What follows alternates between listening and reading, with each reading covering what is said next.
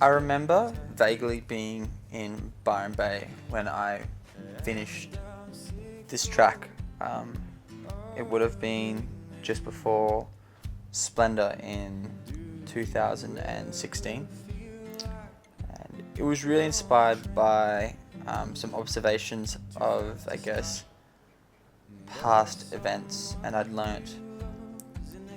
new things about a past relationship that didn't make me feel entirely comfortable, and at that point things I'd been going pretty hard with touring for quite a while, and so as always, but at this particular point there's some reference to just feeling like things were moving really quickly and there was a lot of momentum, and yeah, I was inspired to write this song under the concept of being with somebody for who you are at that present time, opposed to I don't know, avoiding it because you might not be ready. And so the song's really built on that idea of being with somebody and appreciating each other for who you are at that point in time. Just getting drunk to deal with what's been going on. I remember when I recorded the song, it would have been a little later, so it was maybe May in 2017, so almost a year on when we recorded the song, and I just did it with now long-time friend and producer, sound engineer, Mr. Garrett Cato, and we went in pretty confident with the sort of direction we wanted with the song, and I remember we recorded it and everything sounded, really epic, I think, and we both looked at each other, and it was meant to be the next single. We both looked at each other and for some reason just felt like we needed to record another song, and that's how we did Heaven. But it really has Garrett really helped nurse the the slight country direction in it, because he's a really big fan of country music, and working with him,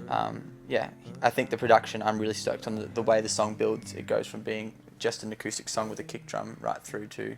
at the end, a kind of a little bit southern summer road trip belting, yelling kind of song. Yeah. So baby, can you love me now? I think it'd probably be in the bridge, where it has a line that's really specific about I remember the last time that I made love and how your back was pressed against the steering wheel, because it's literal, but I think it insinuates this intimacy and a special point in time without flat out saying it, without it being something that's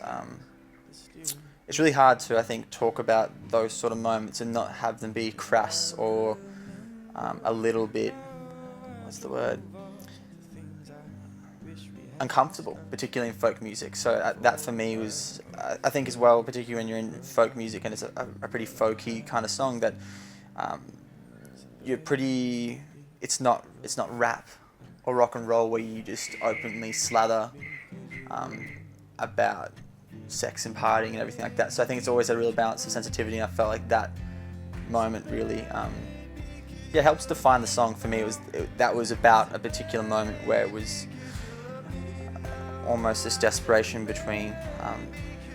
me and this girl at the time for trying to be together, and it really stuck with me, that moment. It wasn't about the sexuality, it's just about that intimacy at that point and commitment, and I think those sort of moments stick with you, and so I was really happy to be able to put that forward fittingly in a song.